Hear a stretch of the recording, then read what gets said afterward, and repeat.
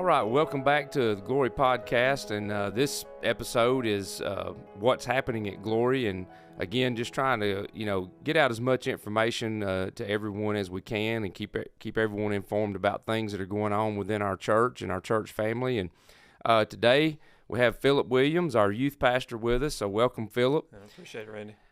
You and I did a podcast together, been a little while back, and Right. and we kind of did an overview of basically our youth, everything that goes on, and so we'll get into a few things that we covered last time, not a whole lot, and so we want to tell you, if you want to go back, you can go back and find that podcast, and we encourage you to go back and watch that, and hear some of the details about our youth and what we're all about and what we do. But we want to get into some things today.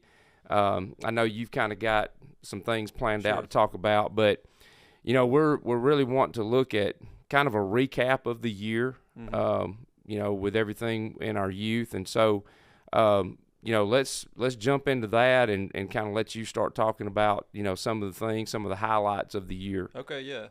So one of the big things that we've tried to focus on this year, and been building towards it for a few years, is we've got a great class of upperclassmen in our youth. We several years where we didn't have as many of the older kids, but some of our kids have grown up in the youth group now, and got some juniors and seniors that we've really tried to put some leadership in their hands and develop their leadership skills. And we've done some really cool stuff with that. We just got back a couple weekends ago from Cultivate Leadership Weekend in Georgia, and really the whole theme of that weekend was helping the kids to understand, like, whether you feel like you are or not, you are a leader. And that's true for all of us in a Christian world. That's right.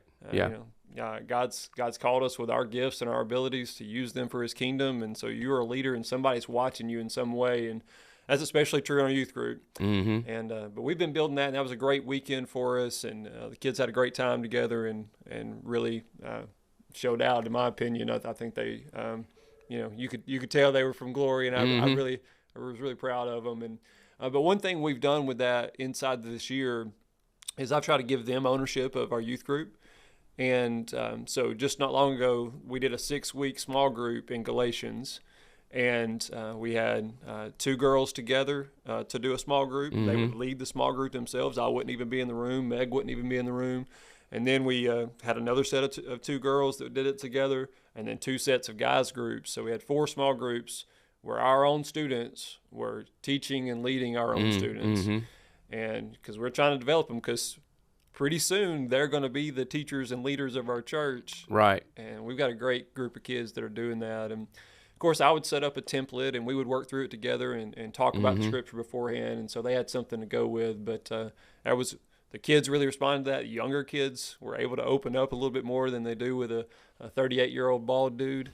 But that was a great experience, and they're really, showing out in that way. So yeah, that's awesome. That's good to hear. And it's kind of jumping off of that. It's one thing that we talked about in the last podcast. With our youth, you do try to have fun with them, Sure. and that's a big deal. That's important, and so you try to have that balance between, you got being the fun guy and the silly guy, but then there's also the seriousness of it as well. Sure. And we talked about last time, Sunday nights and Wednesday nights are our big youth nights, and Philip teaches and preaches both of those nights, and does a lot of preparation and preparing a sermon for that. And so anyway, just kind of wanted to let them know how that goes. Yeah, Wednesday night's definitely our big night. We always tell people, just as a reminder, if you got a kid that wants to come visit, that's a good night to kind of be there but not have something asked of you as much. Nobody's going to make it weird. There's going to be a sermon. You're going to be able to hide a little bit. We're going to feed you, but you're not going to have to feel that kind of intense, like somebody's going to ask me to do something. But then Sunday nights, we're a little bit more, let's talk back and forth. Let's do some small groups. Let's do some teaching in some different ways that we're going to put it in your hands a little more. So that's kind of the way we work that. But yeah.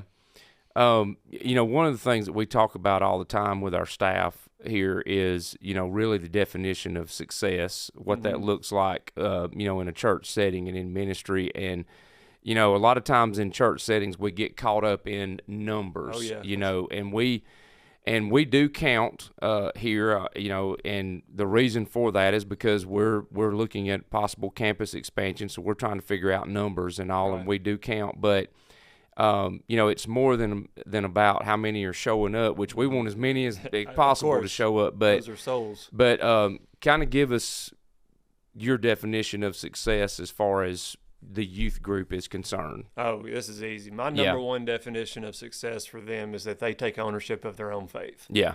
It's not their mom's faith. It's not their dad's faith. It's they have an understanding of the gospel. Mm-hmm. They've internalized it. And once they've internalized it and find the joy in it, they share it with other people. Yeah, that's good. If we can do that with, a handful of kids, that's going to rub off onto others, and they're going to take more ownership of their own faith because, we can have hundreds of kids, and we've got a great number of kids. Yeah. But if they don't get it, by the time they're gone from me and going out into the world, we've missed the boat. So that's success to me. We no can't doubt. do that for them unless we get people here. So we do Right. want numbers. We do want as many kids to get it as we can. But that's that's awesome. So based off that, how many of y'all running on with now? Classic church. Yeah, classic church question there. But well, that's awesome. So share some other details from recap of some things that you wanted to share from this past year. Yeah, I was kidding with Randy before we got on here about how we do a lot of fun stuff, and really the kids have a ton of joy about what we do together. It doesn't matter where we go or what we do. Like, our kids are going to have fun. Like, they just established a culture that's like, we like being together. We love Jesus. We like hanging out. If they weren't at church, they'd be hanging out together anyway, a lot of them. So they just love being together. And so I like to give people a hard time, when they're having a good time. So I did this with the kitchen team over Operation Thanksgiving, and because they'd be laughing and cutting up, and I say, "Hey, now, this is church. Mm-hmm. Like, get serious around here. Yeah, get serious. This is a no fun zone. Yeah, because that's the way a lot of people feel about the way church is, but our kids have a great time together, and so we've done stuff throughout the year. We have a big mud war at our house, which is always a big thing that kids love, where we get in the garden and just do all kinds of crazy stuff, and lots of good pictures and videos from that one. And we'll have lake days and pool days, and throughout the summer we've been on at our camps.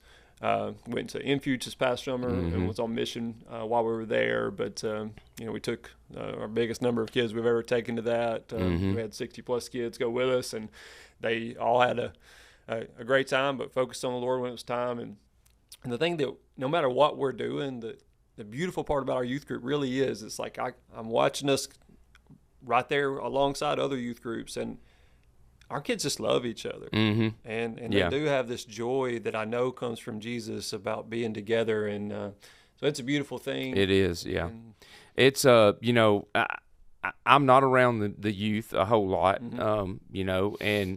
but I know just kind of what I see. Sure. You can tell it's obvious what you're talking about. Right. You can see that, and they sit together and worship, and you can tell that they love, they sit up there on the first 2 or 3 rows, and they love doing that and being together, so it's an awesome thing, and it's neat to see their joy in worship, Yeah. Well, look, I'm not always in a perfect mood because I'm a human being. Right. But you cannot be around those kids without feeling better. Like, that's just how it works. It don't matter what my attitude is going into a Wednesday night or a Sunday night or for a hangout that we're doing.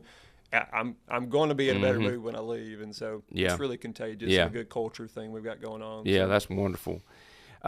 Speaking of Infuge is the camp that you guys go to during the summer, and that is also kind of the I don't know if you want to call it the starting point, but kind of the jump off point for those 6th graders coming up into 7th grade. That's kind of their first first foray in youth ministry. Yes, right. and it's always a galvanizing thing. It's like it helps a kid feel part of the youth group.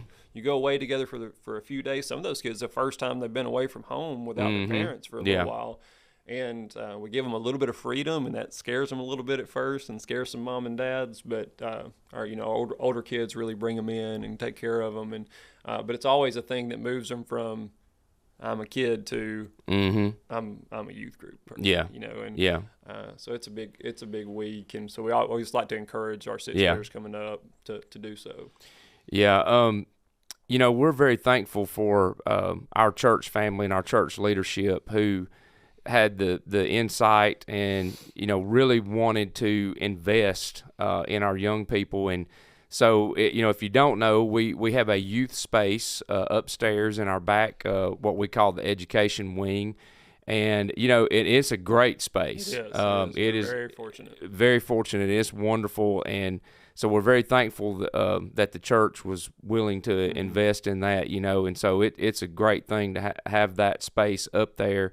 And it feels like our youth have taken ownership of that. They I think they're really appreciative of that as well. But with all that being said, one thing that Phil always talks about is that he wants the youth to realize that this is their church too. They're not separated from the adults or the main church.